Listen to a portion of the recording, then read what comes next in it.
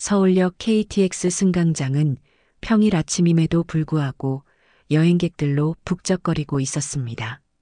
늦여름의 따뜻한 햇살이 유리창을 통해 스며들어 대합실 전체를 포근하게 감싸고 있었고, 곳곳에서 여행 가방을 끌고 다니는 사람들의 설렘 어린 표정을 볼 수 있었습니다.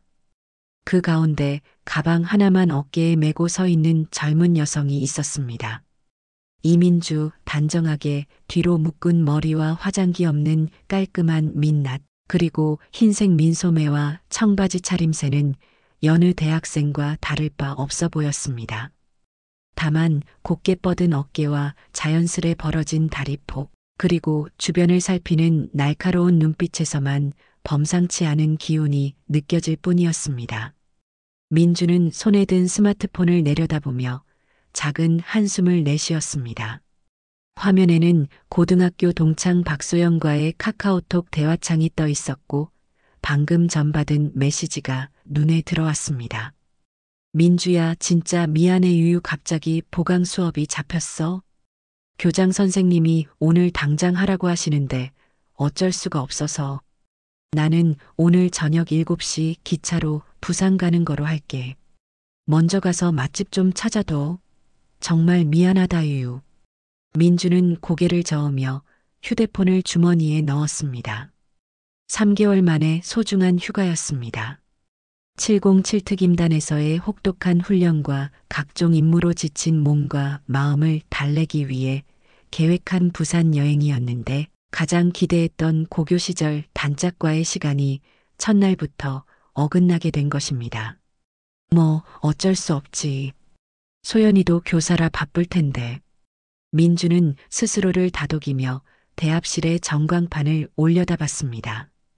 부산행 KTX 191편이 곧 입선한다는 안내가 떠오르고 있었습니다. 이미 왕복 기차표도 끊었고 남포동 근처 게스트하우스도 예약해둔 상황이었습니다. 혼자 가는 여행이 아쉽기는 했지만 그동안 쌓인 피로를 생각하면 오히려 조용히 쉴 수 있는 기회가 될 수도 있겠다는 생각이 들었습니다. KTX가 승강장에 미끄러지듯 들어서자 사람들이 일제히 움직이기 시작했습니다. 민주도 더플백을 바로 메고 천천히 걸어가 지정된 좌석에 자리를 잡았습니다. 창가 좌석이었는데 다행히 옆자리는 비어 있었습니다. 더플백을 선반 위에 올려놓고 자리에 앉으니 그제야 마음이 편해졌습니다. 기차가 서울역을 떠나 경기도 평야지대를 지나기 시작했습니다. 창밖으로 보이는 초록색 논밭과 작은 마을들, 그리고 멀리 보이는 산맥의 능선이 평화롭게 펼쳐져 있었습니다. 민주는 창에 이마를 기대고 그 풍경을 바라보며 자신도 모르게 깊은 잠에 빠져들었습니다. 지난 몇 달간의 강행군이 얼마나 힘들었는지 기차의 규칙적인 진동이 자장가처럼 들려왔습니다. 꿈속에서 민주는 고등학교 시절의 자신과 소연의 모습을 보고 있었습니다.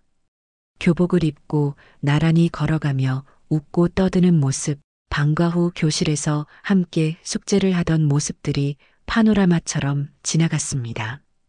그때는 자신이 이런 길을 걷게 될 줄 꿈에도 몰랐습니다. 707특임단이라는 특수부대에서 국가를 위해 몸을 던지는 군인이 될 줄도, 그 과정에서 이렇게 많은 것들을 포기하게 될 줄도 말입니다. 부산역에 도착하겠습니다. 부산역입니다. 차내 방송이 울리자 민주는 천천히 눈을 떴습니다. 시계를 보니 오후 1시 10분이었습니다. 서울에서 부산까지 약 3시간 40분의 여행이 끝난 것입니다. 창밖으로는 부산 시내의 빌딩들과 멀리 바다가 보였습니다. 오랜만에 보는 바다의 모습에 민주의 입가에 작은 미소가 떠올랐습니다. 기차에서 내려 부산역 대합실을 걸으며 민주는 가슴 깊이 숨을 들이마셨습니다. 서울과는 확연히 다른 공기였습니다. 바다에서 불어오는 바람에는 짠맛이 섞여 있었고 사람들의 억양도 친숙하면서도 정겨웠습니다. 역사를 나서자 따뜻한 햇살이 얼굴을 감쌌습니다. 택시. 손을 들자 곧바로 택시 한 대가 멈춰 섰습니다. 운전기사는 50대 중반으로 보이는 남성이었는데 부산 특유의 친근한 말투로 말을 걸어왔습니다. 어디 가십니까? 남포동 쪽으로 가주세요. 국제시장 근처요. 아, 관광 오셨나 봅니다. 서울서 오셨어요? 네, 휴가차 왔어요. 아이고, 좋겠습니다. 남포동이면 볼거리도 많고 먹을 것도 많아서 재미있으실 거예요. 특히 포장마차 거리는 꼭 가보세요. 진짜 맛있습니다. 민주는 고개를 끄덕이며 창밖 풍경을 바라봤습니다. 부산의 거리는 서울보다 여유로워 보였습니다. 건물들도 낮고 편안했고 사람들의 표정에서도 서두르는 느낌이 덜했습니다. 이런 분위기에서 며칠 지내면 정말로 마음의 평화를 찾을 수 있을 것 같았습니다. 택시는 부산의 시내를 가로지르며 남포동 쪽으로 향했습니다. 민주는 미리 예약해둔 게스트하우스의 주소를 운전기사에게 알려줬고 약 20분 후 목적지에 도착했습니다. 3층짜리 작은 건물이었는데 외관은 소박했지만 깔끔해 보였습니다. 여기서 내려주세요. 네, 부산에서 좋은 시간 보내세요. 택시비를 지불하고 게스트하우스에 들어가 체크인을 마친 후 민주는 2층의 작은 방에 짐을 풀어놓았습니다. 방은 생각보다 깔끔했고 창문을 열면 남포동 거리가 한눈에 들어왔습니다. 간단히 씻고 편한 옷으로 갈아입은 후 민주는 부산 시내 구경을 나서기로 했습니다. 오후 3시쯤 남포동 거리에 나선 민주는 부산의 활기찬 분위기에 금세 빠져들었습니다. BIFF 광장의 영화 관련 조형물들, 국제시장의 다양한 상점들, 그리고 곳곳에서 풍겨오는 부산 음식의 향기까지 모든 것이 서울과는 다른 매력을 발산하고 있었습니다. 민주는 골목 사이사이를 걸으며 나중에 소연과 함께 갈 만한 맛집들을 눈여겨봤습니다. 돼지국밥집, 밀면집, 씨앗호떡 가게 등등. 휴대폰으로 사진을 찍어 소연에게 보낼 생각이었습니다. 여기 괜찮겠네. 소연이 좋아할 것 같은데. 혼잣말을 하며 한 음식점 앞에서 사진을 찍고 있을 때였습니다. 갑자기 뒤에서 굉음이 들려왔습니다. 드르르르륵. 오토바이 엔진 소리였습니다. 그것도 상당히 가까운 거리에서 들려오는 소리였습니다. 민주는 본능적으로 몸을 돌렸습니다. 바로 그 순간 검은색 오토바이 한 대가 좁은 골목 모퉁이에서 튀어나와 민주를 향해 직진하고 있었습니다. 운전자는 민주를 피할 생각도 없이 그대로 달려들고 있었습니다. 일반인이라면 얼어붙었을 상황이었습니다. 하지만 민주의 몸은 이미 움직이고 있었습니다. 수없이 반복한 위험 회피 훈련이 몸에 밴 본능적 반응이었습니다. 민주는 순식간에 몸을 오른쪽으로 굴려 골목 모서리 벽 쪽으로 피했습니다. 오토바이는 민주가 서 있던 자리를 스쳐 지나가며 급브레이크를 밟았습니다. 타이어가 아스팔트와 마찰하며 내는 날카로운 소리가 골목에 울려 퍼졌습니다. 시발, 어디서 굴러온 년이. 오토바이에서 내린 남자가 민주를 향해 욕설을 퍼부었습니다. 30대 초반으로 보이는 남자였는데 얼굴에는 상처와 문신이 있었고 눈빛이 험악했습니다. 길 한복판에서 뭐 하고 있는 거야? 죽고 싶어? 민주는 털털이 일어나며 옷에 먼지를 털어냈습니다. 다행히 다친 곳은 없었습니다. 하지만 남자의 태도가 마음에 들지 않았습니다. 죄송하지만 여기는 인도입니다. 오토바이가 다닐 곳이 아니에요. 뭐라고? 이 X년이 진짜. 남자가 더 큰 소리를 지르려던 순간 저 멀리서 사이렌 소리가 들려오기 시작했습니다.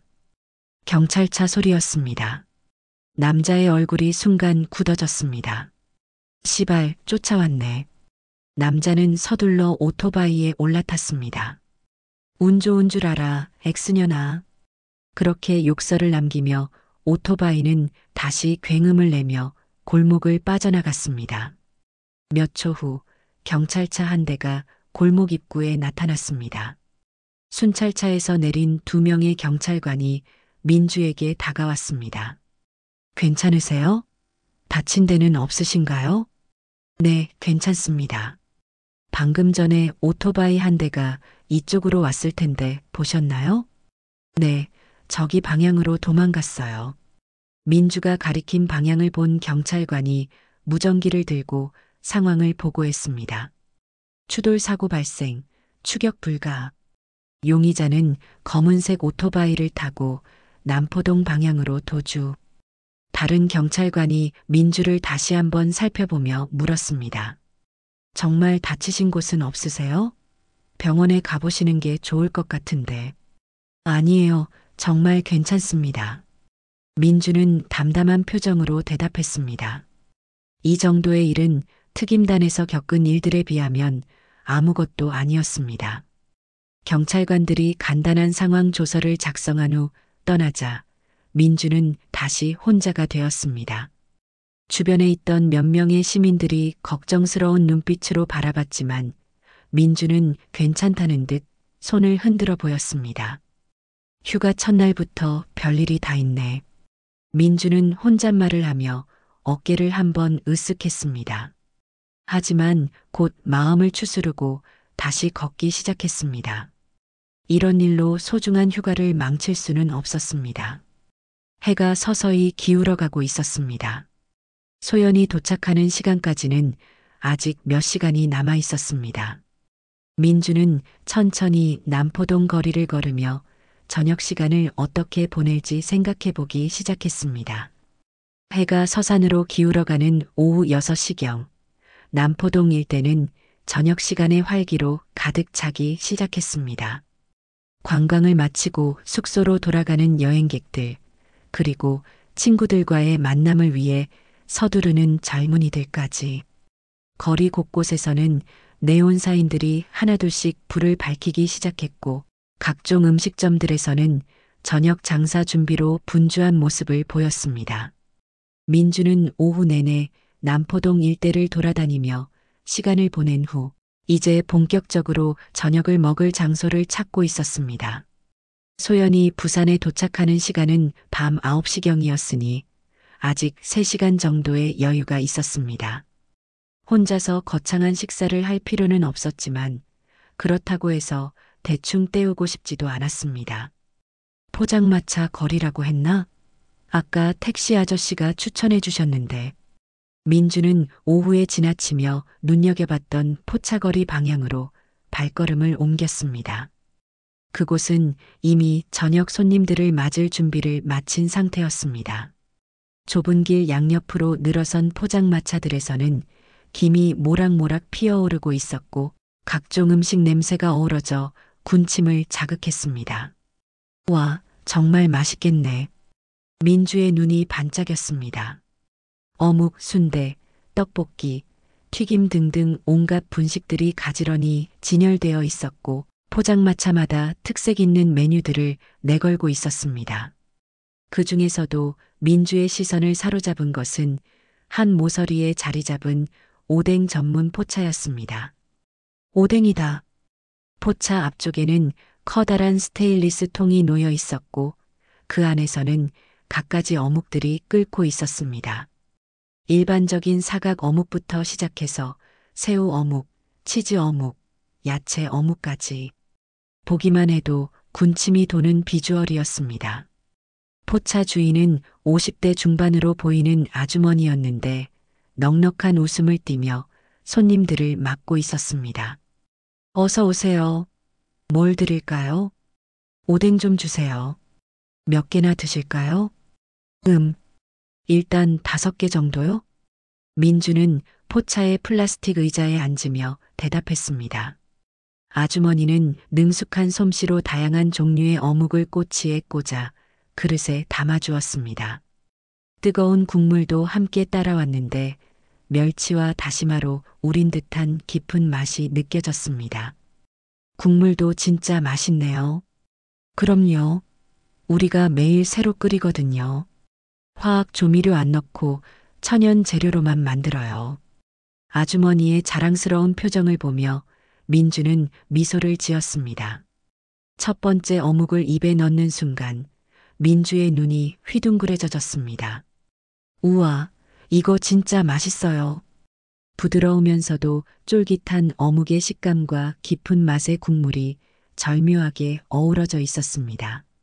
서울에서 먹던 어묵과는 확연히 다른 맛이었습니다. 민주는 순식간에 첫 번째 꼬치를 해치웠습니다. 하나 더 주세요. 네.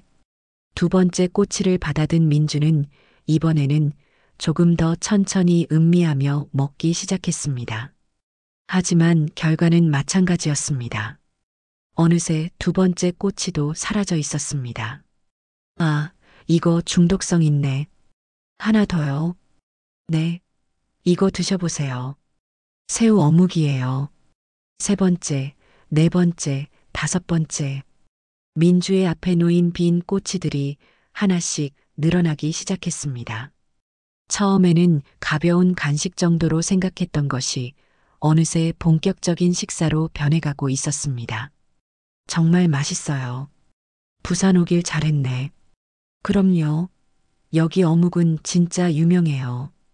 관광객들도 많이 찾고요.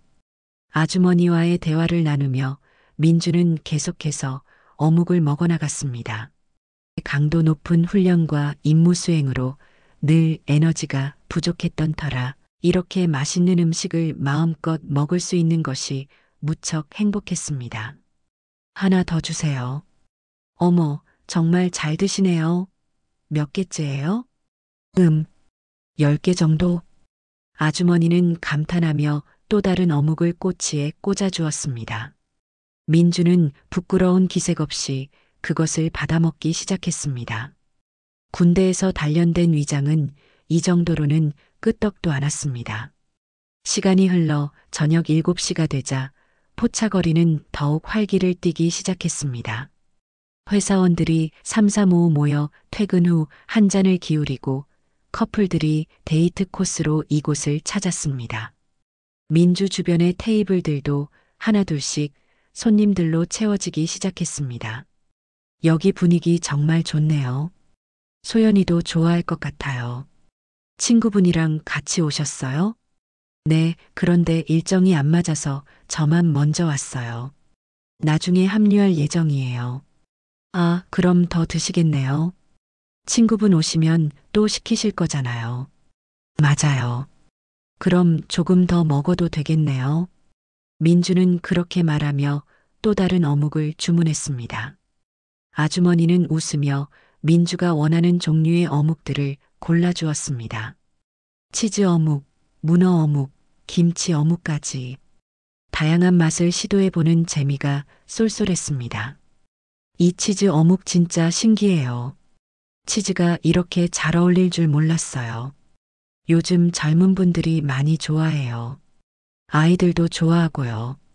대화를 나누며 시간을 보내다 보니 어느새 민주의 앞에는 상당한 양의 빈 꼬치들이 쌓여 있었습니다. 처음에는 몇 개 안 되던 것이 어느새 작은 산을 이루고 있었습니다. 아, 진짜 많이 먹었네. 민주는 꼬치 더미를 보며 혼잣말을 했습니다. 하지만 후회는 없었습니다. 정말 맛있었고 오랜만에 마음껏 먹는 즐거움을 느꼈으니까요. 계산 좀 해주세요. 민주가 지갑을 꺼내려다가 멈칫했습니다. 바지 뒷주머니를 만져봤지만 지갑이 없었습니다. 당황한 민주는 가방 안을 뒤적여봤지만 역시 지갑은 보이지 않았습니다. 지갑이. 민주는 오늘 하루를 되짚어봤습니다. 아침에 서울역에서 기차표를 끊을 때까지는 분명히 있었습니다. 부산에 도착해서 택시비를 낼 때도 있었고 게스트하우스에 체크인할 때도 있었습니다. 그런데 언제부터 없어진 걸까요? 혹시 오토바이 사고 났을 때? 민주는 오후에 있었던 일을 떠올렸습니다. 갑자기 나타난 오토바이를 피하기 위해 몸을 굴렸을 때 그때 떨어뜨렸을 가능성이 있었습니다. 아이고, 어떡하지? 민주는 당황스러운 표정을 지었습니다. 휴대폰은 있었지만 현금이나 카드는 모두 지갑 안에 있었습니다. 간편 결제를 위해서도 카드가 등록되어 있어야 했는데 지금 상황에서는 어떤 결제도 할 수 없었습니다. 손님, 계산하신다고 하셨는데. 아주머니가 궁금한 표정으로 바라봤습니다. 민주는 난처한 표정을 지으며 상황을 설명했습니다. 죄송해요. 지갑을 잃어버린 것 같아요. 오늘 오후에 사고가 있었는데 그때 떨어뜨린 것 같아요. 어머, 그럼 어떡해요? 친구가 이제 올 예정이어서 그때 계산하면 안 될까요? 정말 죄송해요. 아주머니는 잠시 고민하는 표정을 지었습니다. 그럼 친구분 언제 오세요? 9시쯤 올 예정이에요. 알겠어요. 그럼 그때 계산하세요. 정말 감사해요. 민주는 고개를 깊숙이 숙여 인사했습니다. 아주머니의 배려에 정말 고마웠습니다. 지갑 잃어버렸네. 소연 오면 계산 좀 대신 해달라 해야겠다. 민주는 혼잣말을 하며 작은 한숨을 내쉬었습니다. 휴가 첫날부터 예상치 못한 일들이 계속 일어나고 있었습니다. 하지만 이런 것도 여행의 추억이 될 수 있을 것 같았습니다. 나중에 소연과 함께 웃으며 얘기할 거리가 하나 더 생긴 셈이었으니까요. 시간이 흘러 밤 8시가 되자 포차거리는 더욱 활기를 띠기 시작했습니다. 직장인들의 회식 자리, 연인들의 데이트, 친구들과의 모임까지 각양각색의 사람들이 포차거리를 찾아와 저마다의 시간을 보내고 있었습니다. 민주는 그 모습들을 바라보며 소연이 오기를 기다렸습니다. 곧 친구가 와서 함께 이 맛있는 어묵을 나누어 먹을 수 있을 것이라는 생각에 기분이 좋아졌습니다. 그리고 지갑 이야기도 함께 웃으며 할 수 있을 것 같았습니다. 민주 앞에 쌓인 꼬치 더미는 어느새 상당한 높이가 되어 있었습니다. 아주머니도 가끔씩 그 모습을 보며 감탄하는 표정을 지었습니다. 그런 젊은 여성이 혼자서 이렇게 많은 양을 먹는 모습이 신기했던 것입니다. 하지만 민주는 전혀 부끄러워하지 않았습니다. 맛있는 것을 먹는 즐거움, 그것만으로도 충분했습니다. 곧 소연이 와서 함께 이 행복을 나눌 수 있을 테니까요. 포차거리의 밤은 깊어가고 있었고 민주의 기다림도 곧 끝날 예정이었습니다. 밤 8시 30분, 남포동 포차거리는 하루 중 가장 활기찬 시간을 맞고 있었습니다.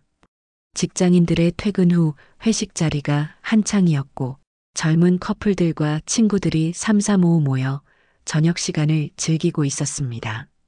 포장마차마다 손님들로 가득 차 있었고 상인들의 구수한 부산 사투리와 손님들의 웃음소리가 거리 전체를 따뜻하게 감싸고 있었습니다. 민주는 여전히 오뎅 포차에 앉아 소연을 기다리고 있었습니다. 아주머니의 배려로 자리를 그대로 유지할 수 있었고 가끔씩 다른 손님들과 눈인사를 나누며 부산의 정겨운 분위기를 만끽하고 있었습니다. 옆 테이블에서는 40대로 보이는 회사원 4명이 소주를 기울이며 하루의 피로를 달래고 있었고 맞은편에서는 20대 커플이 떡볶이를 나누어 먹으며 달콤한 시간을 보내고 있었습니다. 손님, 친구분 언제쯤 오신다고 하셨어요? 오뎅포차 아주머니가 다른 손님들 주문을 받다가 민주에게 물었습니다. 김말순이라고 자기소개를 했던 아주머니는 50대 중반이었지만 여전히 정정했고 무엇보다 손님들을 대하는 마음씨가 따뜻했습니다. 9시쯤 온다고 했는데 아직 30분 정도 남았어요.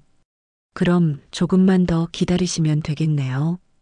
혹시 심심하시면 국물이라도 더 드세요. 감사해요, 아주머니. 민주는 고마운 마음을 담아 대답했습니다.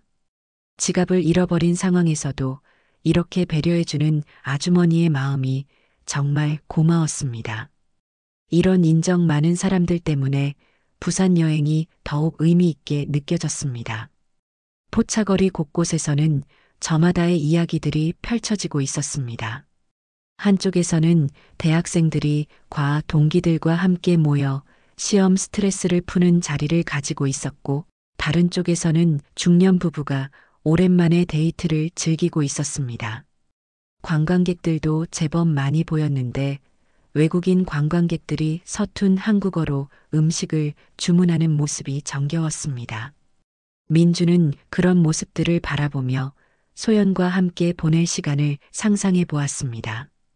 고등학교 시절 이후로 서로 바빠서 자주 만나지 못했지만 이번 여행을 통해 다시 가까워질 수 있을 것 같았습니다.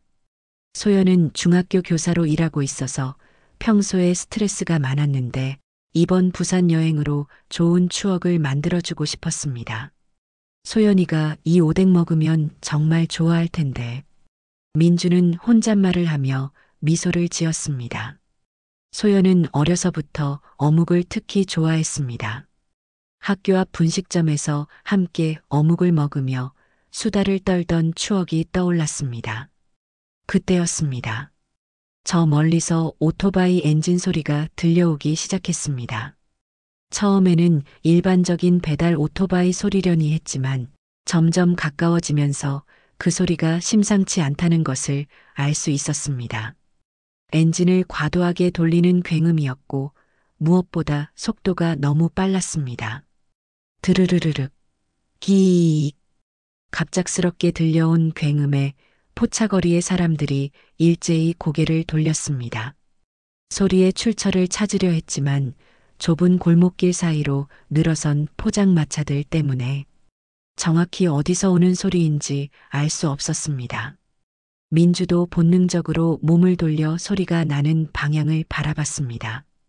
오후에 겪었던 일 때문인지 오토바이 소리에 특히 민감하게 반응하고 있었습니다. 그런데 이 엔진 소리가 왠지 낮에 들었던 그 소리와 비슷한 것 같았습니다.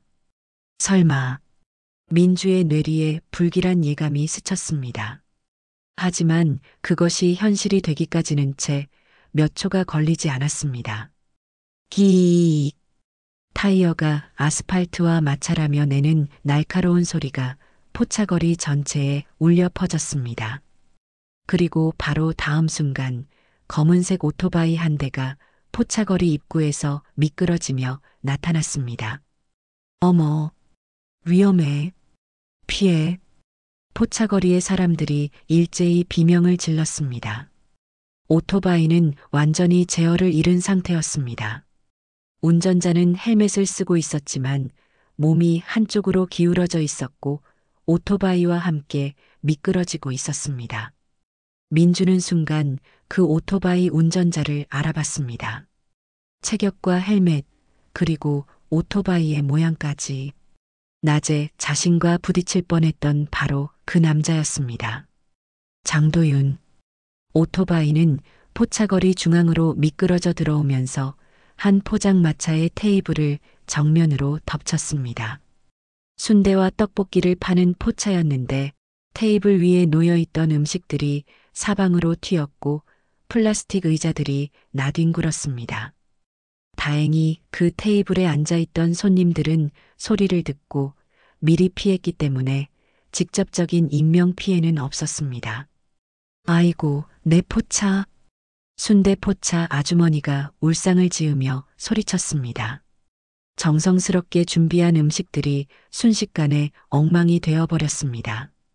장도윤은 오토바이에서 떨어져 바닥에 구르며 몇 바퀴 굴렀습니다. 헬멧 덕분에 큰 부상은 없었지만 팔꿈치와 무릎 부분의 옷이 찢어져 있었고 여기저기 상처가 났습니다. 그는 비틀거리며 일어나 주변을 둘러봤습니다. 시발 엿됐네. 장도윤의 입에서 욕설이 튀어나왔습니다. 포차거리 전체가 아수라장이 되어버렸고 모든 사람들의 시선이 자신에게 쏠려 있었습니다. 이런 상황에서 도망치기는 거의 불가능해 보였습니다. 포차거리의 사람들은 갑작스러운 사고에 당황해하며 서로를 확인했습니다. 다행히 큰 부상을 입은 사람은 없었지만 모두가 놀라서 어쩔 줄 몰라 하고 있었습니다. 괜찮으세요? 다친 사람 없어요? 누가 119 불러요. 사람들은 서로를 챙기며 상황을 파악하려 했습니다. 하지만 장도윤은 그런 상황이 더욱 부담스러웠습니다. 사람들이 많이 모일수록 그리고 시간이 지날수록 자신에게 불리해질 것이라는 것을 알고 있었습니다. 바로 그때 저 멀리서 익숙한 사이렌 소리가 들려오기 시작했습니다. 경찰 사이렌이었습니다. 그것도 한 대가 아니라 여러 대의 소리였습니다. 장도윤의 얼굴이 순간 새파랗게 변했습니다. 젠장, 벌써 따라왔나? 장도윤은 사이렌 소리가 점점 가까워지는 것을 느끼며 절망감에 빠졌습니다. 낮부터 계속된 추격전이 이제 끝을 향해 가고 있다는 것을 직감했습니다. 포차거리라는 좁은 공간에서, 그것도 이렇게 많은 사람들이 있는 곳에서 더 이상 도망칠 곳은 없었습니다. 민주는 자신의 자리에서 모든 상황을 지켜보고 있었습니다. 오후에 겪었던 일과 지금의 상황을 연결해서 생각해 보니 이 남자가 단순한 폭주족이 아니라 경찰에 쫓기는 범죄자라는 것을 알 수 있었습니다. 그리고 지금 상황이 단순한 교통사고가 아니라 더 큰 사건의 일부라는 것도 짐작할 수 있었습니다. 위험할 수 있겠는데. 민주는 상황을 분석했습니다. 범죄자가 궁지에 몰렸을 때 어떤 행동을 보일지 어느 정도 예상할 수 있었습니다. 그리고 이런 상황에서는 언제든지 예상치 못한 일이 일어날 수 있다는 것도 알고 있었습니다. 사이렌 소리는 점점 더 가까워지고 있었습니다. 이제 포차거리 입구 바로 앞까지 온 것 같았습니다. 장도윤은 주변을 둘러보며 마지막 탈출구를 찾으려 했지만 좁은 골목길과 빽빽한 포장마차들, 그리고 사방에 있는 사람들 때문에 어디로도 갈 수 없었습니다. 끝났다. 장도윤의 입에서 절망적인 중얼거림이 나왔습니다. 하지만 그는 아직 포기하지 않았습니다. 마지막까지 뭔가 방법을 찾으려 했습니다. 그리고 그 순간 그의 눈에 한 가지 아이디어가 떠올랐습니다. 위험하고 극단적인 방법이었지만 지금 상황에서는 그것밖에 남은 선택이 없었습니다. 장도윤의 시선이 포차거리의 사람들을 훑기 시작했습니다. 누군가를 찾고 있는 듯한 눈빛이었습니다. 그리고 민주는 그 눈빛에서 불길한 의도를 감지할 수 있었습니다. 설마. 민주의 온몸에 긴장감이 돌았습니다. 그때 위기 상황 대처법이 머릿속을 스쳤습니다. 하지만 지금은 군복을 입고 무기를 든 상황이 아니었습니다. 민간인들 사이에서, 그것도 좁은 포차거리에서 벌어질 수 있는 최악의 시나리오를 생각하니 등골이 서늘해졌습니다. 경찰 사이렌 소리가 이제 바로 코앞까지 다가왔습니다. 포차거리의 입구에서 경찰차들이 멈춰서는 소리가 들렸고 곧이어 경찰관들의 발걸음 소리와 무전기 소리가 들려오기 시작했습니다. 장도윤은 마지막 순간까지 자신을 둘러보며 탈출구를 찾으려 했습니다. 하지만 이미 모든 길이 막혀 있었고 시간도 거의 다 되어가고 있었습니다. 그리고 바로 그 순간 그는 최후의 수단을 쓰기로 결심했습니다. 포차거리의 평화로운 밤이 곧 걷잡을 수 없는 위기 상황으로 바뀔 것이라는 것을 그 순간 아무도 예상하지 못했습니다. 포차거리 입구에서 경찰관들의 발걸음 소리가 점점 가까워지고 있었습니다. 무전기에서 흘러나오는 지시사항들과 상황 보고 소리가 긴박함을 더해주고 있었고 장도윤의 얼굴은 점점 더 절망적인 표정으로 변해가고 있었습니다. 포차거리의 사람들은 갑작스러운 사고와 뒤이어 몰려온 경찰들의 모습에 당황하며 서로를 의지하고 있었습니다. 경찰입니다. 모두 안전한 곳으로 대피하세요. 포차거리 입구에서 확성기를 통한 경찰의 안내 방송이 울려 퍼졌습니다. 하지만 좁은 골목길과 빽빽하게 늘어선 포장마차들 때문에 사람들이 한꺼번에 대피하기는 어려운 상황이었습니다. 오히려 무질서하게 움직이다가 더 큰 사고가 날 위험이 있었습니다. 장도윤은 주변을 둘러보며 마지막 순간까지 탈출구를 찾으려 했습니다. 하지만 포차거리의 구조상 입구와 출구가 제한되어 있었고 이미 경찰들이 모든 출입구를 봉쇄한 상태였습니다. 건물과 건물 사이에 좁은 틈도 있었지만 부상을 입은 상태에서 그런 곳으로 도망치기는 무리였습니다. 젠장, 이게 끝인가? 장도윤은 자신의 처지를 한탄하며 주먹을 꽉 쥐었습니다. 하지만 체포되어 끌려가는 것만은 받아들일 수 없었습니다. 마약 조직의 총책이라는 정체가 밝혀지면 무기징역은 물론이고 조직 내부의 다른 사람들에게도 위험이 될 수 있었습니다. 그리고 무엇보다 그동안 쌓아온 모든 것이 한순간에 무너져 버릴 것이었습니다. 바로 그때 장도윤의 눈에 한 가지가 들어왔습니다. 바로 옆에 있는 순대 포차에서 음식을 써는데 사용하던 식칼이었습니다.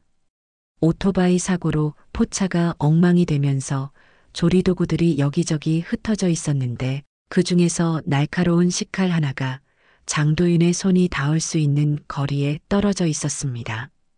장도윤의 눈빛이 순간 변했습니다. 절망에서 벗어날 수 있는 마지막 수단을 찾은 것입니다. 비록 위험하고 극단적인 방법이었지만 지금 상황에서는 그것이 유일한 선택지처럼 보였습니다. 이것밖에 방법이 없다. 장도윤은 재빨리 몸을 움직여 식칼을 집어들었습니다. 약 20cm 길이의 날카로운 칼날이 포차거리의 조명을 받아 번쩍였습니다. 그 모습을 본 사람들이 깜짝 놀라며 뒤로 물러났습니다. 칼이다. 위험해. 도망쳐.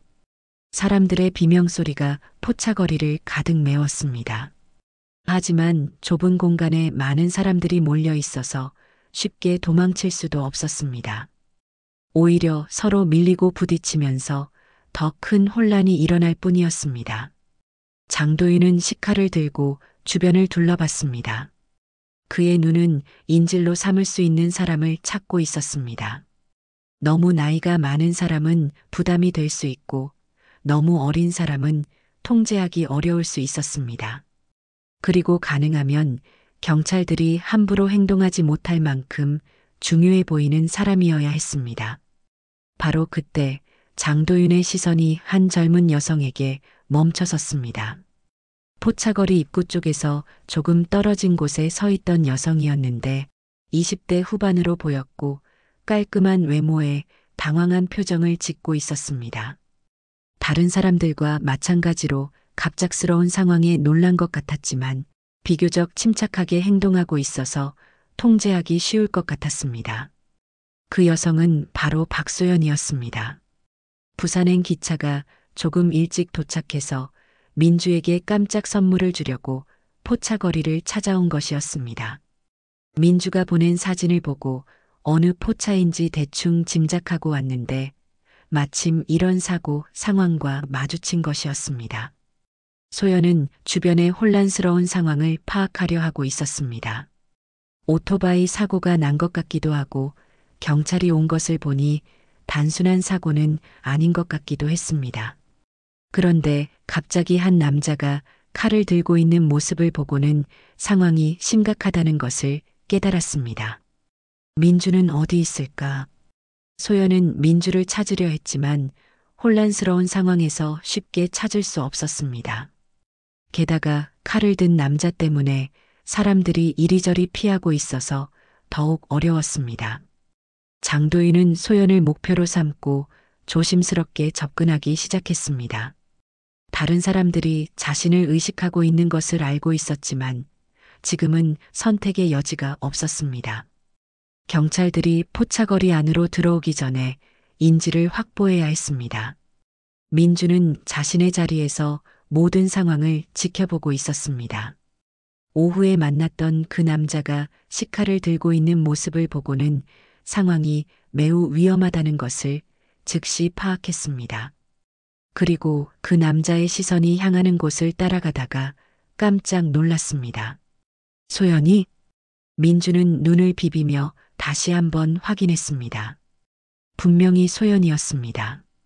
9시에 온다고 했는데 벌써 도착한 것 같았습니다. 하지만 지금은 반가워할 상황이 아니었습니다. 소연이 위험에 처할 수 있는 상황이었습니다. 장도윤이 소연에게 한 발짝씩 다가가고 있었습니다. 소연은 아직 자신이 목표가 되었다는 것을 깨닫지 못하고 있었습니다. 주변의 혼란스러운 상황을 파악하느라 정신이 없었기 때문입니다. 안 돼. 민주는 순간적으로 자리에서 벌떡 일어났습니다. 하지만 이미 늦었습니다. 장도윤이 소연의 뒤쪽으로 접근해서 팔로 목을 감싸며 식칼을 목 부근에 갖다 댔습니다. 기악! 소연의 비명소리가 포차거리 전체에 울려 퍼졌습니다. 갑작스러운 상황에 완전히 얼어붙어 버렸습니다. 몸이 굳어서 움직일 수도 없었고 목소리도 제대로 나오지 않았습니다. 조용히 해. 움직이지 마. 장도윤이 소연의 귀에 대고 위협적인 목소리로 말했습니다. 식칼의 차가운 날이 소연의 목에 닿아 있었고 조금이라도 잘못 움직이면 큰 상처를 입을 수 있는 상황이었습니다. 포차거리의 다른 사람들은 이 모습을 보고 완전히 공포에 질렸습니다. 아이들을 데리고 온 가족들은 아이들의 눈을 가리며 안전한 곳으로 피하려 했고 젊은 커플들과 친구들도 서로를 보호하며 뒤로 물러났습니다. 모두 뒤로 물러나. 가까이 오지 마. 장도윤이 큰 소리로 외쳤습니다. 그의 목소리에는 절망감과 분노, 그리고 마지막 순간의 결연함이 섞여 있었습니다. 바로 그때 포차거리 입구에 경찰관들이 모습을 드러냈습니다. 최영석 경위를 비롯해 몇 명의 경찰관들이 조심스럽게 포차거리 안쪽을 살펴보고 있었습니다. 그들도 인질 상황이 발생한 것을 즉시 파악했습니다. 인질극 발생. 경찰관 중 한 명이 무전기에 대고 상황을 보고했습니다. 이제 사태는 단순한 추격전을 넘어서 심각한 인질 사건으로 번지게 되었습니다. 최영석 경위는 신중하게 상황을 판단했습니다. 좁은 포차거리에 많은 민간인들이 있고 인질의 안전이 최우선이었습니다. 성급하게 행동했다가는 더 큰 피해가 날 수 있었습니다. 모두 뒤로 물러나세요. 접근하지 마세요. 최영석 경위가 다른 경찰관들에게 지시했습니다. 테이저건을 꺼내려던 신참 경찰관에게도 손짓으로 제지했습니다. 인질이 있는 상황에서는 함부로 무기를 사용할 수 없었습니다. 소연은 여전히 공포에 질린 상태였습니다. 몸이 덜덜 떨리고 있었고 제대로 숨도 쉬지 못하고 있었습니다. 식칼의 차가운 감촉이 목에 느껴질 때마다 온몸에 소름이 돋았습니다. 왜 나를? 소연이 떨리는 목소리로 중얼거렸습니다. 하지만 장도윤은 대답하지 않았습니다. 그는 지금 경찰들과의 대치 상황에 모든 신경을 집중하고 있었습니다. 민주는 자신의 자리에서 상황을 지켜보며 대응 방안을 생각하고 있었습니다. 인질 구출 작전의 경험이 머릿속을 스쳤습니다. 하지만 지금은 군복을 입고 무기를 든 상태가 아니었습니다. 게다가 인질이 자신의 가장 소중한 친구였습니다. 소연아. 민주의 마음은 조급해지고 있었습니다. 하지만 성급하게 행동했다가는 소연이 더 큰 위험에 처할 수 있다는 것을 알고 있었습니다. 지금은 기다리면서 기회를 노려야 했습니다. 포차거리 전체가 긴장된 정적에 빠졌습니다. 장도윤과 경찰들의 대치 상황이 계속되고 있었고 소연은 여전히 인질로 잡혀 있었습니다. 민간인들은 모두 안전한 거리에서 상황을 지켜보고 있었지만 언제 어떤 일이 일어날지 아무도 예측할 수 없는 상황이었습니다. 오뎅 포차의 김말순 아주머니도 걱정스러운 표정으로 상황을 지켜보고 있었습니다. 평생 이런 일을 겪어본 적이 없었기 때문에 어떻게 해야 할지 몰라 하고 있었습니다. 시간이 흘러가고 있었지만 상황은 교착 상태였습니다. 장도윤은 인지를 놓을 생각이 없었고 경찰들은 함부로 접근할 수 없었습니다. 그리고 민주는 친구를 구하기 위한 방법을 찾기 위해 모든 가능성을 검토하고 있었습니다. 포차거리의 평화로운 밤은 완전히 사라져버렸고 대신 긴장감과 두려움이 그 자리를 차지하고 있었습니다. 포차거리에 흐르는 긴장된 정적은 마치 시간이 멈춘 것 같은 느낌을 주었습니다. 장도윤은 소연을 인질로 잡고 경찰들과 대치하고 있었고 주변의 모든 사람들은 숨죽여 상황을 지켜보고 있었습니다. 소연의 떨리는 몸짓과 억압된 흐느낌 소리만이 고요함을 깨뜨리고 있었습니다. 최영석 경위는 신중하게 상황을 판단하며 다음 행동을 계획하고 있었습니다. 인질의 안전이 최우선이었기 때문에 성급한 움직임은 금물이었습니다. 하지만 시간이 지날수록 범인의 심리 상태가 더욱 불안정해질 수 있다는 것도 우려스러웠습니다. 협상 전문가를 부르세요. 최영석 경위가 옆에 있던 이진우 순경에게 작은 목소리로 지시했습니다. 이런 인질 상황에서는 전문적인 협상 기술이 필요했습니다. 네, 경위님. 이진우 순경이 무전기를 들고 본부의 상황을 보고하기 시작했습니다. 하지만 전문가가 현장에 도착하기까지는 시간이 걸릴 것이었습니다. 장도윤은 주변을 둘러보며 자신의 상황을 재점검하고 있었습니다. 인질을 잡은 것은 좋았지만 이것도 일시적인 해결책일 뿐이었습니다. 결국에는 어떤 식으로든 이 상황을 끝내야 했는데 그 방법이 쉽게 떠오르지 않았습니다. 이제 어떡하지? 장도윤의 마음속에는 불안감이 커져가고 있었습니다. 인질극을 벌이긴 했지만 구체적인 계획이 있었던 것은 아니었습니다. 단지 체포를 피하고 싶다는 급한 마음에 저지른 행동이었습니다. 소연은 여전히 공포에 질린 상태였습니다. 목에 닿아 있는 식칼의 차가운 감촉 때문에 몸이 계속 떨리고 있었고 제대로 생각할 수도 없었습니다. 다만 한 가지 바람이 있다면 이 악몽 같은 상황이 빨리 끝나는 것이었습니다. 민주야, 어디 있어? 소연은 마음속으로 친구를 부르고 있었습니다. 이런 무서운 상황에서 가장 의지하고 싶은 사람은 역시 민주였습니다. 하지만 이 혼란스러운 포차거리에서 민주를 찾기는 어려워 보였습니다. 민주는 자신의 자리에서 상황을 면밀히 관찰하고 있었습니다. 인질 구출 작전의 원칙들이 머릿속을 스쳤습니다. 무엇보다 인질의 안전이 최우선이고 범인을 자극하지 않으면서도 기회가 생겼을 때 신속하게 행동해야 한다는 것이었습니다. 거리는 약 7m. 장애물은 테이블 2개와 의자들. 범인의 위치와 인질의 위치. 민주는 마치 작전을 수립하듯이 주변 환경을 분석했습니다. 하지만 지금은 무기도 없고 동료도 없는 상황이었습니다. 혼자서 할 수 있는 일에는 한계가 있었습니다. 그런데 바로 그때 민주의 눈에 한 가지가 들어왔습니다. 자신이 앉아있던 테이블 위에 놓여진 오뎅 꼬치들이었습니다. 아까부터 계속 먹어오던 그 오뎅 꼬치들이 여전히 그릇 안에 담겨 있었습니다. 민주는 순간 한 가지 아이디어를 떠올렸습니다. 위험하고 무모해 보일 수도 있지만 지금 상황에서는 시도해 볼 만한 방법이었습니다. 정밀 투척 기술을 이용한다면 가능할지도 모르겠다는 생각이 들었습니다. 목표는 칼을 잡고 있는 오른손. 민주는 마음속으로 계산을 시작했습니다.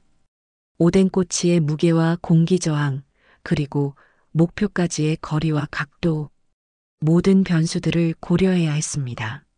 실수하면 소연이 더 큰 위험에 처할 수 있었기 때문입니다. 장도윤은 경찰들의 움직임을 예의주시하며 긴장하고 있었습니다. 혹시라도 자신을 향해 접근하는 경찰관이 있는지 계속 확인하고 있었습니다. 하지만 다른 방향에서 오는 위험에 대해서는 전혀 예상하지 못하고 있었습니다. 민주는 천천히 오뎅꼬치 하나를 집어들었습니다. 가장 단단하고 무거워 보이는 것을 골랐습니다. 꼬치의 끝부분이 뾰족해서 충격을 줄 때 효과적일 것 같았습니다. 한 번의 기회뿐이야. 민주는 마음을 다잡고 목표를 정확히 조준했습니다. 장도윤의 오른손, 정확히는 식칼을 쥐고 있는 손목 부분이 목표였습니다. 그 부분에 정확히 맞춰야 칼을 떨어뜨릴 수 있을 것이었습니다.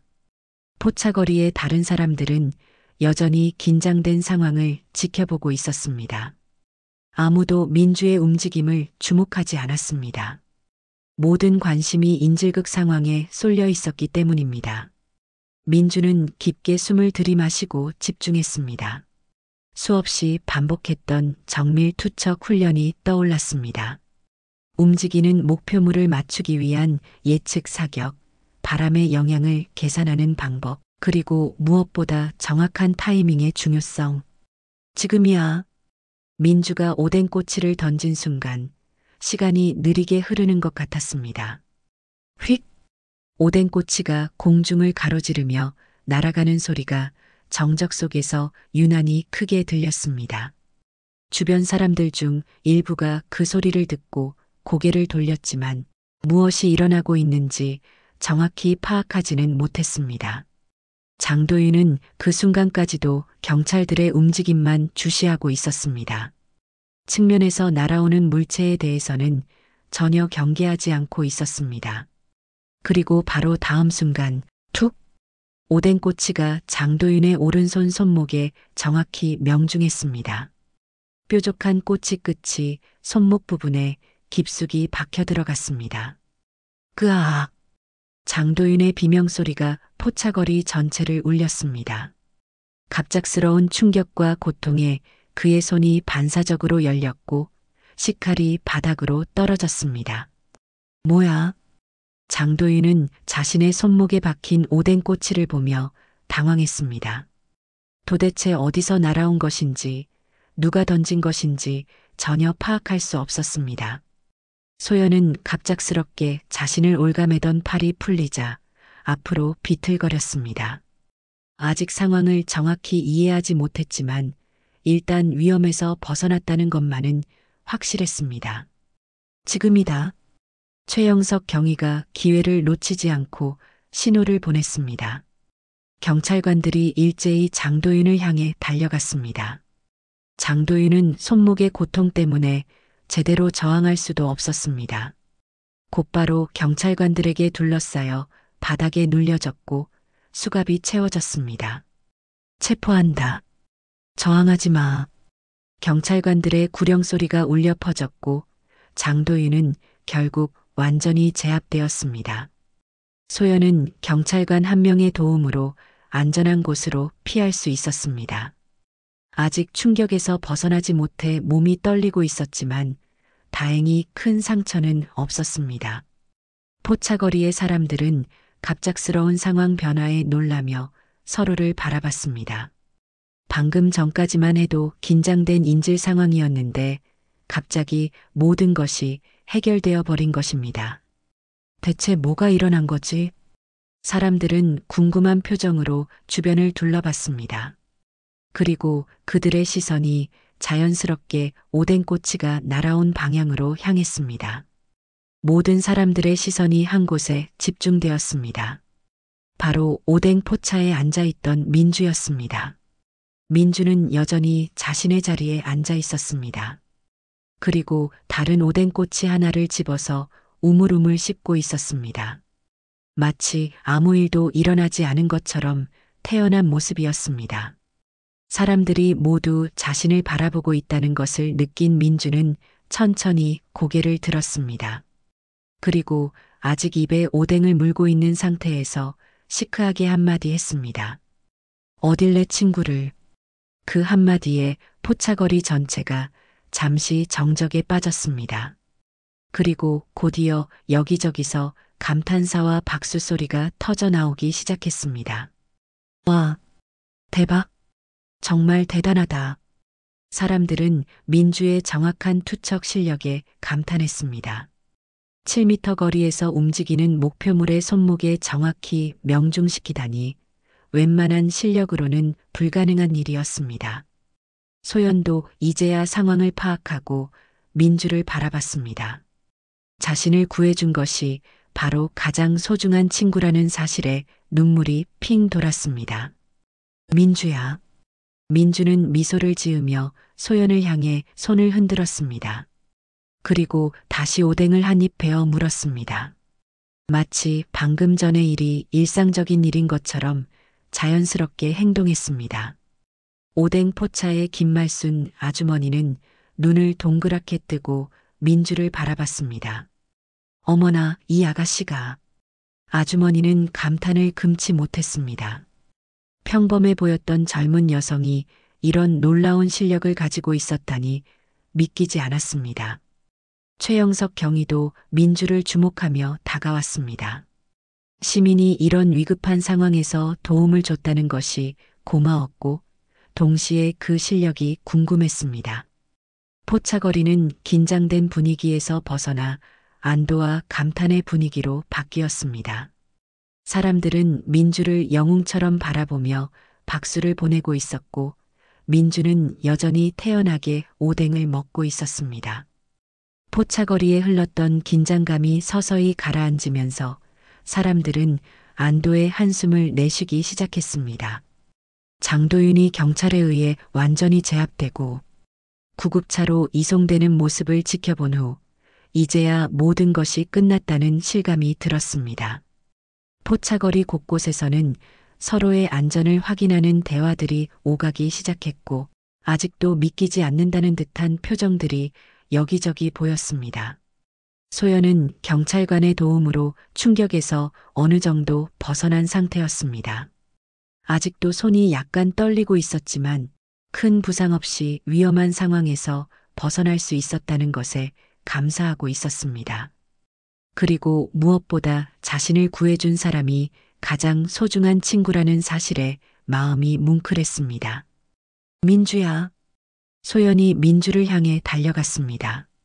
아직 오뎅 포차에 앉아서 태연하게 오뎅을 먹고 있는 민주의 모습이 너무나도 평범해서 방금 전의 일이 꿈이었나 싶을 정도였습니다.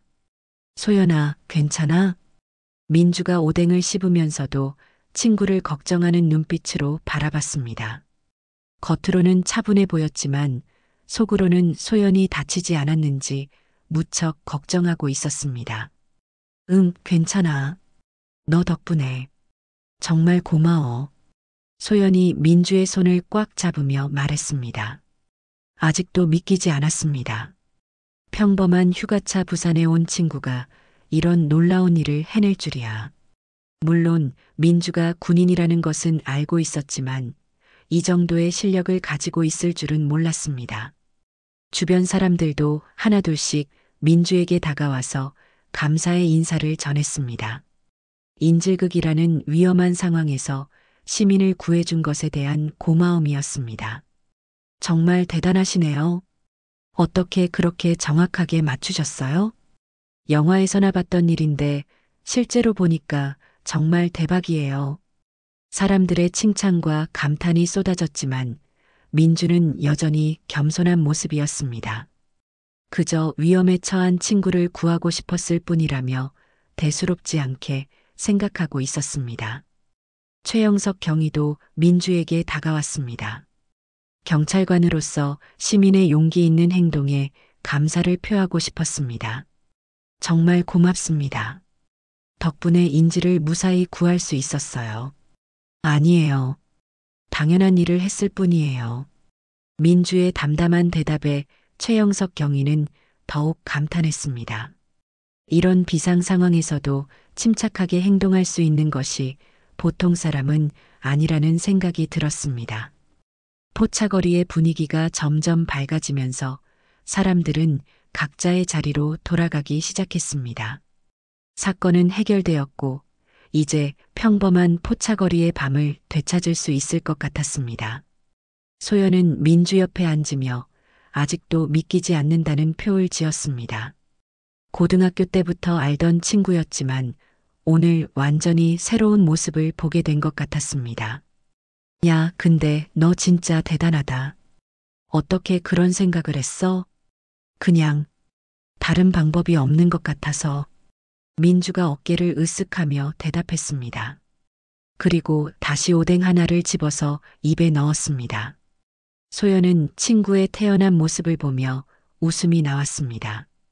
이런 큰일을 해놓고도 아무렇지 않게 오뎅을 먹고 있는 모습이 너무나도 민주다웠습니다. 아, 근데 너 오뎅 몇 개나 먹은 거야? 소연이 문득 궁금해서 물어봤습니다. 민주 앞에 쌓여있는 빈 꼬치들의 개수가 꽤 많아 보였습니다. 한 10개?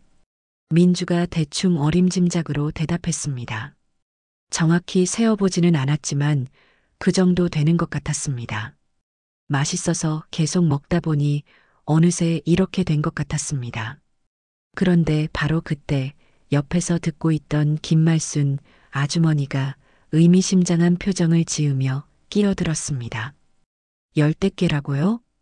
김말순 아주머니가 민주 앞에 놓여 있는 그릇을 가리켰습니다. 그 안에는 빈 꼬치들이 가득 들어 있었습니다. 처음에는 몇 개 안 되던 것이 시간이 지나면서 점점 쌓여서 이제는 상당한 높이가 되어 있었습니다. 이거 한번 세어보세요. 소연이 그릇을 들여다보더니 눈이 점점 커졌습니다.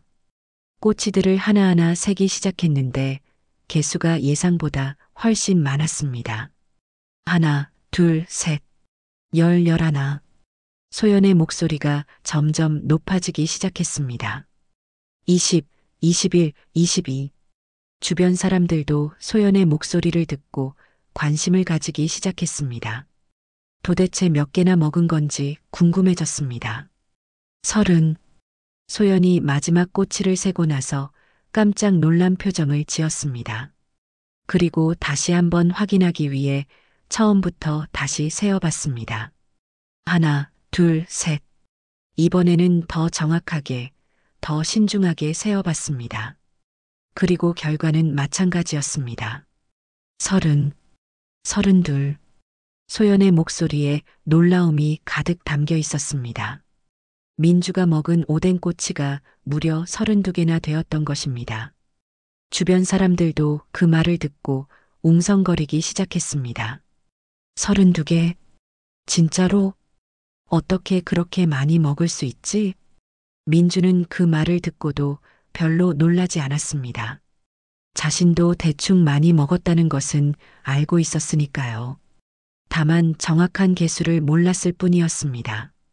아, 그래. 생각보다 많이 먹었네. 민주의 태연한 반응에 사람들이 더욱 놀랐습니다. 보통 사람이라면 32개의 오뎅을 먹는 것도 쉽지 않은 일인데 그것을 대수롭지 않게 여기고 있었으니까요. 소연은 잠시 멍한 표정을 지었습니다. 그리고 갑자기 한 가지가 떠올랐습니다. 민주가 지갑을 잃어버렸다고 했던 것, 그래서 자신이 와서 계산을 대신 해달라고 했던 것. 잠깐, 이걸 내가 계산해야 한다고? 소연의 얼굴이 점점 하얘지기 시작했습니다. 32개의 오뎅 꼬치면 꽤 큰 금액이 될 것 같았습니다. 중학교 교사 월급으로는 부담스러울 수도 있는 금액이었습니다. 김말순 아주머니가 계산기를 두드리며 금액을 계산해 봤습니다. 오뎅 하나에 1,000원이니까 32개면 32,000원이네요. 32,000원. 소연이 기절할 것 같은 표정을 지었습니다. 생각보다 훨씬 큰 금액이었습니다. 친구의 간단한 간식비 정도로 생각했는데 이건 거의 정식 식사 수준의 금액이었습니다. 그 모습을 본 주변 사람들이 웃음을 터뜨리기 시작했습니다. 하하, 표정 봐. 친구 잘못 둔 것 같은데요? 사람들의 웃음소리가 포차거리에 울려 퍼졌습니다. 방금 전까지의 긴장되고 무거웠던 분위기가 한순간에 밝고 유쾌한 분위기로 바뀌었습니다. 경찰관들도 그 모습을 보며 피식 웃음을 지었습니다. 인질극이라는 심각한 사건 직후에 벌어진 코믹한 상황이 묘한 대조를 이루고 있었습니다. 최영석 경위도 참을 수 없다는 듯이 웃음을 터뜨렸습니다. 하하, 이런 반전이 있네요. 이진우 순경은 아예 배를 잡고 웃고 있었습니다. 경위님, 이거 진짜 웃겨요. 영웅이 된 사람보다 계산할 사람이 더 놀라는 거 보세요. 민주는 상황을 파악하고 미안한 표정을 지었습니다. 소연아, 미안해. 내가 너무 많이 먹었나? 아니야. 그런 게 아니라. 소연이 말을 잇지 못하고 있을 때 김말순 아주머니가 웃으며 끼어들었습니다. 괜찮아요. 오늘은 특별 서비스예요. 우리 손님이 영웅이 되셨는데 돈을 받을 수가 없죠. 정말요? 소연의 얼굴이 환해졌습니다. 그럼요. 이런 일이 어디 있어요. 평생 못 볼 일을 봤는데. 아주머니의 말에 주변 사람들도 박수를 보냈습니다. 잘했어요. 역시 부산 사람들. 정 많다, 정말. 포차거리 전체가 웃음과 박수로 가득했습니다. 방금 전에 위험했던 상황이 무색할 정도로 밝고 따뜻한 분위기가 흘렀습니다. 민주는 고마운 마음에 아주머니께 깊이 인사했습니다. 정말 감사합니다. 뭐려? 오히려 제가 감사하죠. 덕분에 큰 사고 없이 끝났잖아요. 소연도 안도의 한숨을 내쉬며 웃었습니다. 휴, 정말 놀랐네.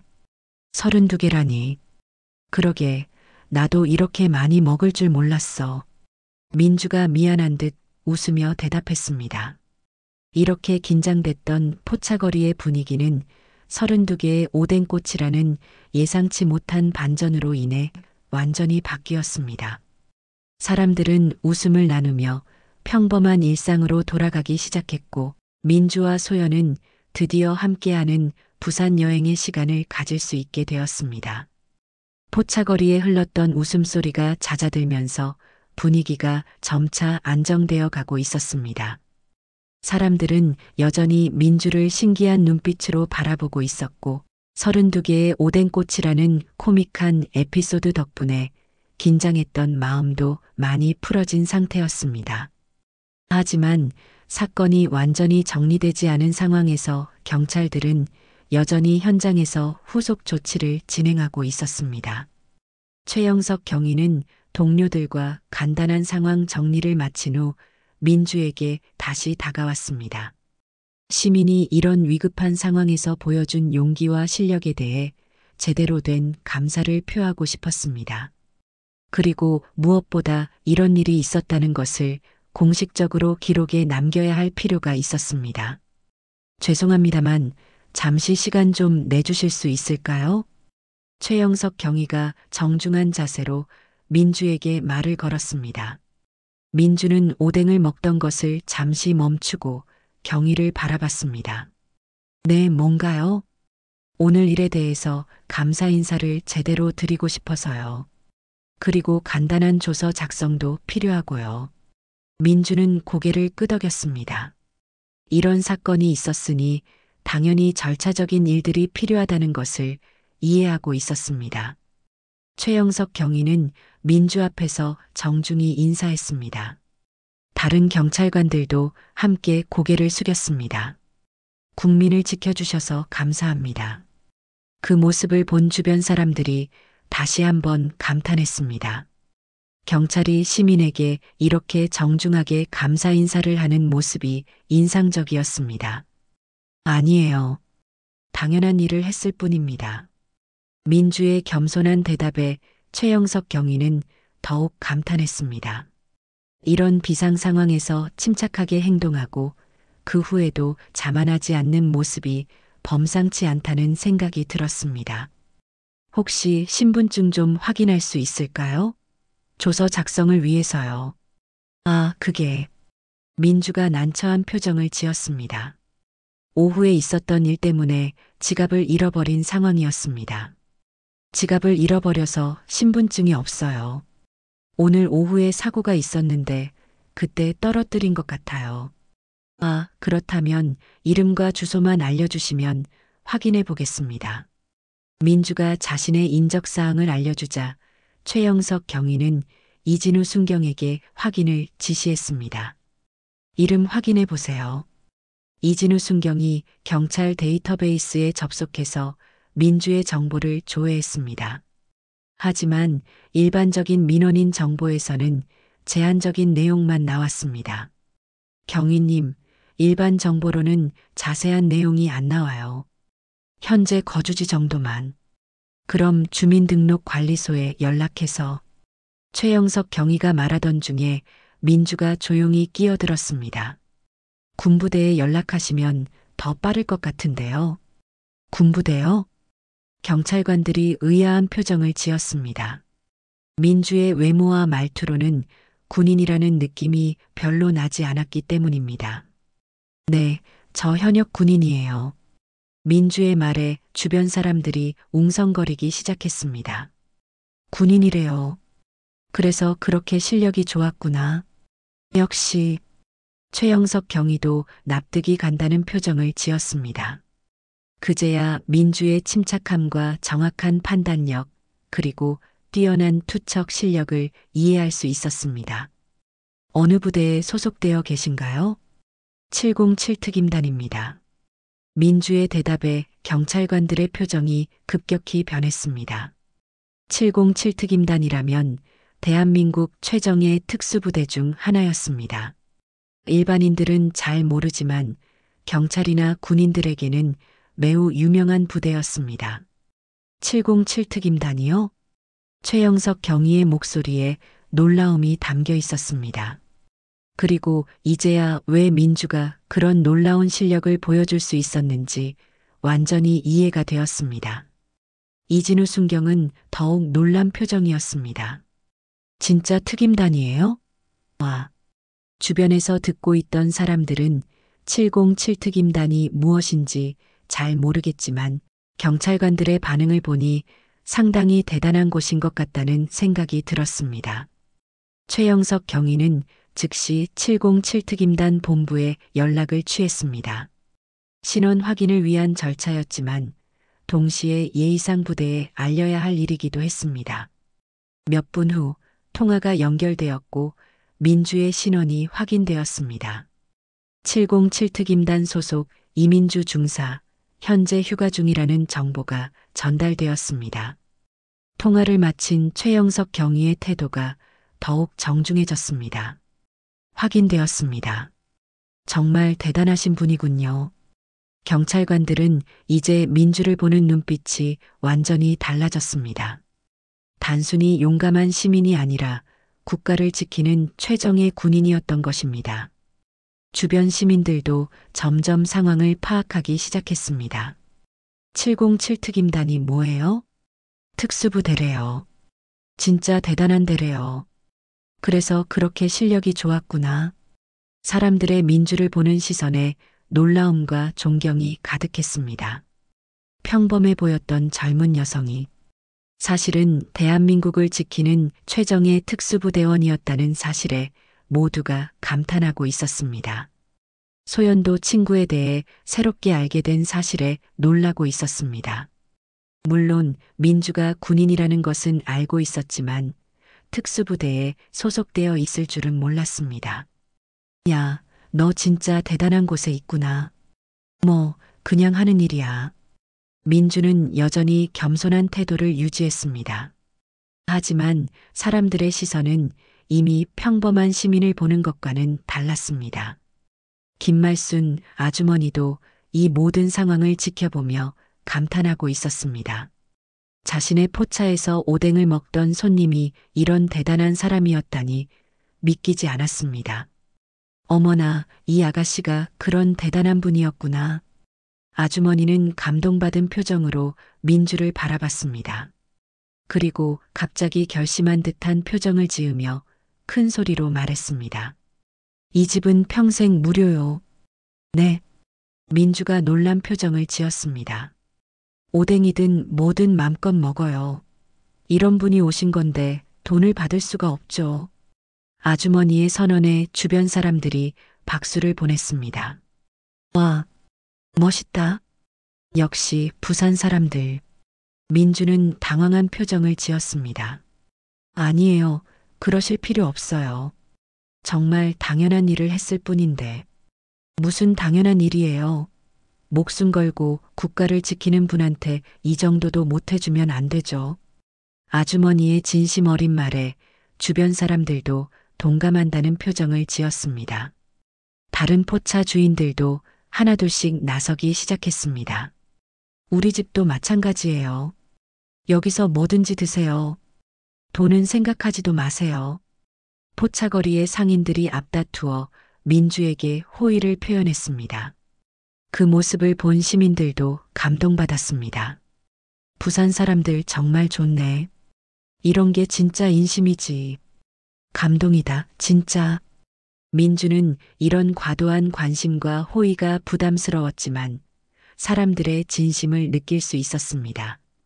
그리고 무엇보다 부산 사람들의 따뜻한 마음을 직접 경험할 수 있어서 감사했습니다. 최영석 경위도 이런 훈훈한 모습을 보며 미소를 지었습니다. 정말 보기 좋네요. 이런 게 바로 시민의식이죠. 이진우 순경은 아직도 믿기지 않는다는 표정이었습니다. 경위님, 저런 분이 평상시에는 그냥 오뎅 드시고 계셨다니. 진짜 대박이에요. 그러니까 말이야. 평범해 보이는 사람 중에도 대단한 분들이 많다는 걸 새삼 깨달았어. 경찰관들도 오늘의 일을 통해 많은 것을 배웠습니다. 평범해 보이는 시민들 중에도 나라를 지키는 영웅들이 있다는 것을 실감했습니다. 포차거리는 이제 완전히 축제 분위기가 되어 있었습니다. 위험한 사건으로 시작된 밤이 감동적이고 따뜻한 이야기로 마무리되고 있었습니다. 민주는 사람들의 관심 속에서도 여전히 겸손한 모습을 유지했습니다. 하지만 속으로는 부산 사람들의 따뜻한 마음에 깊이 감동받고 있었습니다. 이렇게 민주의 정체가 밝혀지면서 포차거리의 모든 사람들은 그녀를 진정한 영웅으로 받아들였습니다.